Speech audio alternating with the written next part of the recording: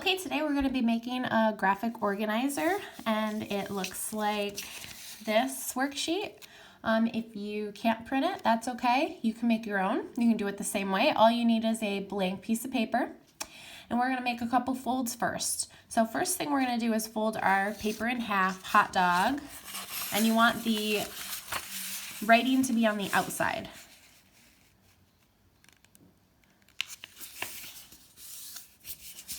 Just like this. Okay, then open it back up, and we're going to fold it hamburger. Again, writing on the outside.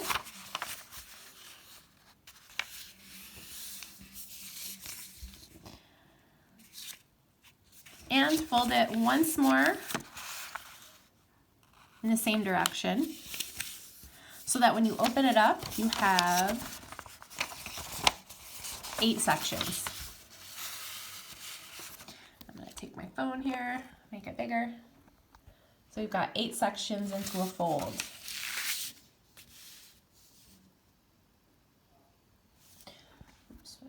Okay. So next thing we're going to do is we're going to do a little cutting. So what you're going to want to do is fold your paper back into a hamburger, and you're going to want to make a cut just one length in. So on the folded side. So you can turn it around like this too. So, I cut a little bit of the top of the solving part off. That's okay though. So you're going to want to cut right between the title page, Solving Trig Equations, and this example here, the quadratic type. Okay, so you're going to open it up, and you're going to fold it back hot dog style. So I've got it hot dog style now again. Turn it up so you can see kind of like the diamond, and you're going to fold it in like so, and then you're going to make a little booklet. And look for the Solving Trig Equations. That one's going to go on the top. So you can make a nice crisp fold.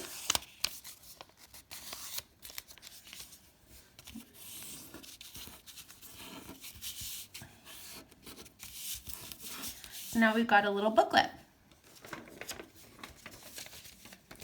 Okay, so the front of the booklet is really handy because it has our unit circle. And we're going to use this to reference when we have to solve our trig equations. And this booklet has all the different types of trig equations that we can come across when we solve. So let's flip to the first page.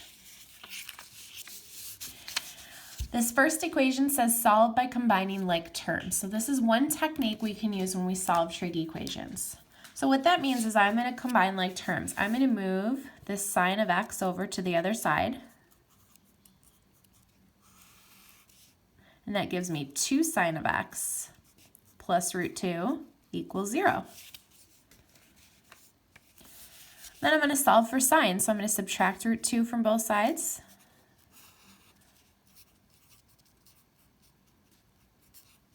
And divide by 2. So we've got sine of x equals negative root 2 over 2. So how do we solve for x? X is the angle that gives us negative root 2 over 2 for sine. So we're going to look at our unit circle, and we can use that first page reference page.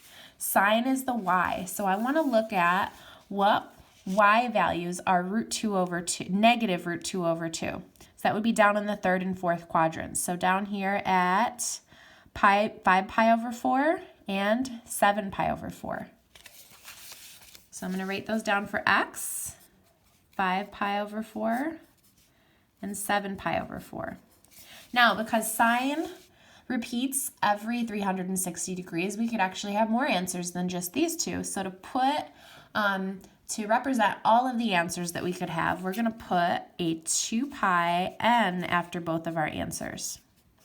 And that stands for all the increments of 2 pi after this answer and all the increments of 2 pi after this answer. So sometimes they'll say just find the answers between 0 and 360, and you won't need this label. So then you would just write your two answers.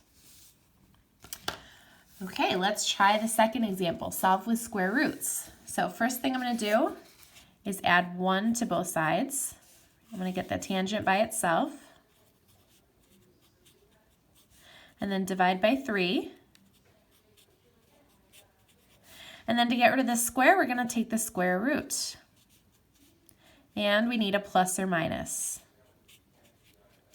So I'm going to simplify this. This would be this plus or minus the square root of 1, which is 1, over the square root of 3. Okay, so next thing I want to do is use that unit circle. So I want to know where tangent is equal to 1 over root 3. Now tangent, remember, is sine over cosine. So looking at, and tangent only goes between 0 and pi, and then it repeats again. So I actually only need to look in the first two quadrants. So where is tangent equal to 1 over root 3? So that would be here at pi over 6, right? If I divide 1/2 by root 3 over 2, that would be 1 over root 3. And it looks like, oh, plus or minus, so at 5 pi over 6, that would be negative 1 over root 3. So pi over 6 and 5 pi over 6. Now tangent repeats every 180, so I'm going to put a pi n after both of these.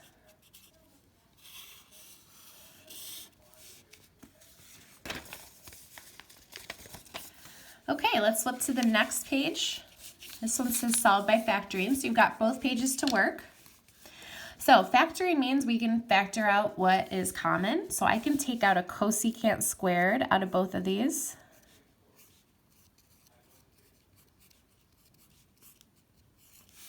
And then when we factor, we set both parts equal to 0 and solve.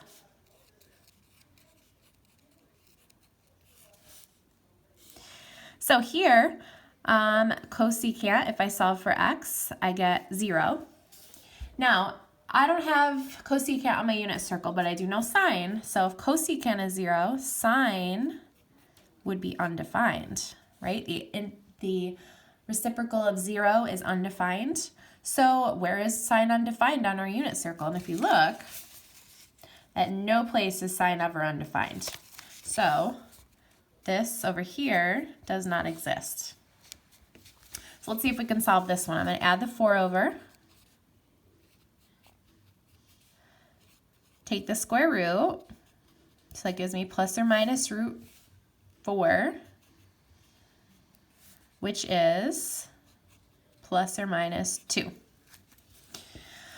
Okay, so I need sine, because that's on my unit circle, so that would be plus or minus 1/2. So let's look at our unit circle. Where is sine equal to 1/2 or negative 1/2? That would be at pi over 6. 5 pi over 6, 7 pi over 6, and 11 pi over 6. There's 4 answers for this one. So I'm going to put my answers right over here on the right page. So x would equal pi over 6, 5 pi over 6, 7 pi over 6, and 11 pi over 6. So after all of these, I'm going to put a 2 pi n, because the circle keeps going. We could have more than just those as answers. So we have 4 answers for this one. Okay, let's flip to our last page. So another thing we can do is we could factor just like normal. So if I wrote this as 2x squared minus x minus 1, and I said factor that, well, we would do our 4-step method because we'd have a number in front. So I'll review that in case you forgot.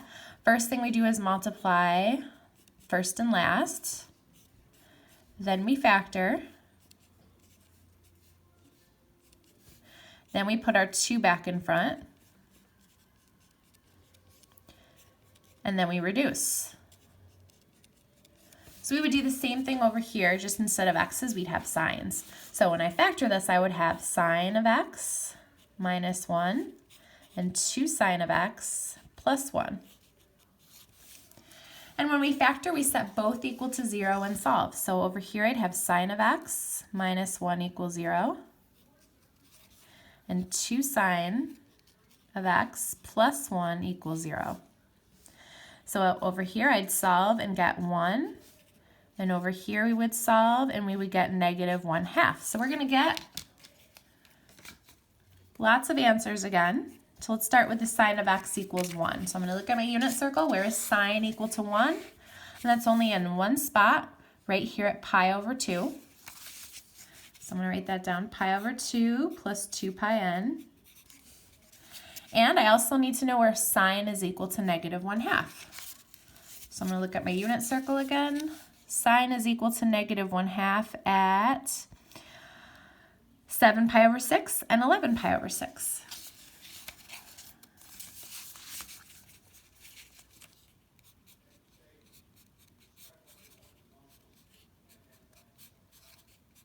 And I'm going to add my 2 pi n to both of those.